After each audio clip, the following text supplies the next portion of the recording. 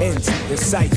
Prepare for another all-nighter. On the Talk of Chicago, 1690 WVON. Welcome back to the Sports Cypher. I am Maya Kai, Faruq Demonze. We are talking Jason Whitlock's article he wrote for Fox Sports. It was on MSN.com as well, about JayZ being a sour tune for the sports industry. And it seems like we maybe have a split down the middle on the callers and feeling that this is something that he should not get into. So far. It seems like it's been 50-50. So, Will, we put you on hold. We want you to go ahead and continue your thought.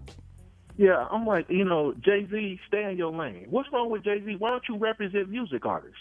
He does. He does. Okay, well, stay in your lane. You know what I mean? What makes you think? To me, JayZ, is just a fan. He a fan that's infatuated. He got a little bit of money, so he can. That's what you want to do. Do it. But I wouldn't put my money on the line messing around with you. You know what I mean? Will, I have a question for you. Will, I have a question for you. So let's say that you're a business, and you have an opportunity to merge or partner up with one of the biggest artists, music artists, entrepreneurs in the country. You wouldn't do it? No, because that's not what I do. If I could partner up with a gym shoe company or something, why would I partner? I'm not in the music business. You don't have to be in the music business to partner up with JayZ. I don't want to team up with somebody. I don't want to team up with somebody in the so music business. Okay. That's not what I so do. if you I play football, I play basketball. Okay. All right, thanks for the call, Will. We appreciate your time. Let's go to Mark. Yes, Mark should be next. How you doing, Mark? Hey, how you doing? Pretty good. I just want to say that I agree with Andre and the young lady that's hosting the show. They both are so on point. I think the last two callers, JayZ, the bottom line is a powerful businessman, and he didn't say make money. He said manage money. Exactly. So that the difference in that is you have an opportunity if you have a short career, you have financial literacy, and he may even offer you a job after your career is over. In addition to that, the young lady, the other lady said that she didn't like the music from JayZ, Biggie, and Tupac. But if you listen to their music, the most influential people in their life and their heroes are all their mothers, who also happen to be black women. I think the bottom line is Jason Whitlock is out of bounds in the sense, how is JayZ hurting? This is America. It's a free enterprise. Don't be afraid of a black man helping you to be successful. If people have not read this article, you need to read it. We have it posted on our Facebook page. There's a link to it. You can go on and click and read it. Facebook.com/Sports Cypher. Read the article or go to Fox Sports. Just Google or Google Jason Whitlock. It'll come up. It's his most recent article. I think people need to read this because some of the stuff he's saying in this has very little to do with the fact that JayZ has the ability. He's fixated on the rap music that's what I was more saying. than anything else. And it's like, that doesn't mean, it's like we were talking between the break, and it's like somebody telling Richard Branson that because you had Virgin Airlines that you shouldn't have started Virgin Mobile. Because you don't know anything about telecommunications. Excuse me. Right. Wealthy people understand it's about diversification of your finances. Exactly. You know what? And sometimes you may not be the smartest person in the room, but you will go find those people and put those people around you to make sure you make better choices. Go ahead. Absolutely. If I can say one last thing, the Pittsburgh Steelers owner as well as the Kansas City owner, they make $1 million in Heinz ketchup and Hunt's ketchup respectively. Mm-hmm. The Bulls owner, not only does he do basketball, he's the owner of the White Sox. Yes, he is. Why be pigeonholed? This is America. This is opportunity. Look at Magic Johnson. He didn't just stay in basketball. Perfect example. Lowe's, Magic Johnson. Perfect example. Thanks for the call, Mark. We appreciate it. But at the same time, though, what Pam said has incredible relevancy. The way he made his money. I mean, a lot of people have moral issues with guys like JayZ, and she's not wrong for that. Well, you know what? We have moral issues about everybody because that's right. To make money in this world, you have to get dirty. I'm sorry. Look at this country. The way it's built. You get dirty. Right. But it seems like what she was saying was at the hands of other black people. Was at the hands of black women. So that's why I'm torn. I see get both what sides she's of this saying. completely. As a black woman, I often do not like the image that rap puts out there. I don't like it. I don't. And I'm going to say this. I've watched JayZ through his career. I think his music is much different now than it was, let's say, 10, 15 years ago. It's different. It's much different. People make mistakes and bad choices, and just like everybody else, he got into the game and was talking about itches and hoes and slanging rock. He did. How you going to say itches and then say hoes? Itches and hoes. No. And then, I'm serious, and with slanging rock, and absolutely right. He did it, just like a lot of people do. But let's go ahead. I'm sorry. Let's take Ron. How you doing tonight, Ron? Yeah, man, why? I just don't understand why we gotta be haters, man. I really don't get it. Pam said that she don't like JayZ music. But no, that's not what she said. She said she don't like rap music. JayZ ain't never made any music that was dissing women. If anybody can name one song that he dissing women. Well, he made a song with a very infamous title, 99 Problems with a Bitch Ain't One. Yeah, she's talking about the language. She's not saying like overtly dissing like you would he's hear not like somebody like Luke or somebody like that making a record. He's but clearly not the worst of the worst. She's talking about the use of the word, and that's why she referenced C. Dolores Tucker as well. I tell you this much. He made one song say, "You can't knock the hustle."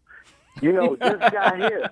You know what I mean? You know what I mean? I don't understand why us as black folks, we look at a guy named JayZ, tell him stay in his lane. What's wrong with that caller, man? What's wrong with this guy? Here's something I'm in my 20s, right?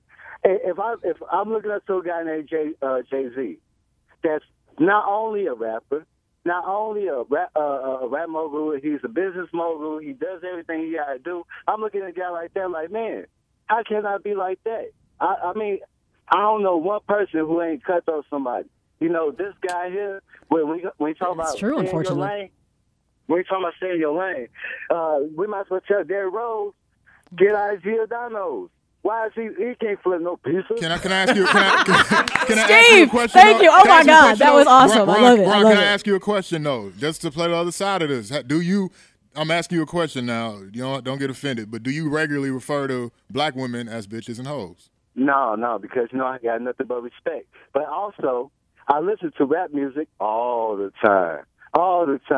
But I got major respect for my black women. Not only my black women, but my white women too. I got respect for all women. But just because I hear it doesn't mean I'm going to imitate it. There you go. Okay. All right. Thanks for the call, Ron. Appreciate it. Let's take Steve from the Gold Coast. Can I have some money, Steve? Yes, I want to make the point that, pardon me? I said, can I have some money? You're from the Gold Coast, so can I have some money? Well, it depends on what you have to offer. In a way. Now, how about that, Faruq? What you got to offer? Hey, I don't live on the Gold Coast. Money is made when there's a mutual exchange of benefit. So, but in any case, I wanted to say that I do think that it's important to step back and sometimes ask ourselves exactly who are young people idealizing. And unfortunately, we have all too many people, especially people of color, who are underprivileged, who have this false dichotomy in their mind such that their life is either on the street corner or perhaps in prison or jail, or the other side of the equation, thinking that they're going to make millions by being an entertainer or an athlete. Mm-hmm. And unfortunately, we continue to perpetuate these sorts of mythologies rather than getting across to most people that, becoming a JayZ or becoming a professional athlete, that at the top level of the game anyway, is like buying a lottery ticket. As a matter of fact, buying a lottery ticket is probably more likely to get you that kind of money rather than this kind of pursuit. Because the reality is that these are so few young men who, we all know that there are so many young men out there who are in high school and they're being told what a phenomenal athlete they are and they're going places. Well, guess what? There are thousands of those young men all over the country who are the best at where they are. But then we elevate them to college, and a lot of them just aren't good enough and don't even stay there or drop out. Those who end up going on to play professional sports, the average athlete in professional sports has a career of 2 to 3 years. And beyond that, many of them are broke even after they've made a great deal of money. So we need to stop, again, this trend, I think, which I'm alluding to. This says that, there's only two choices. Instead, let's talk to young people, not about the JayZs of the world, but about, going to school, earning your bachelor's, your master's, going into medical research. You are never going to drive a Rolls Royce.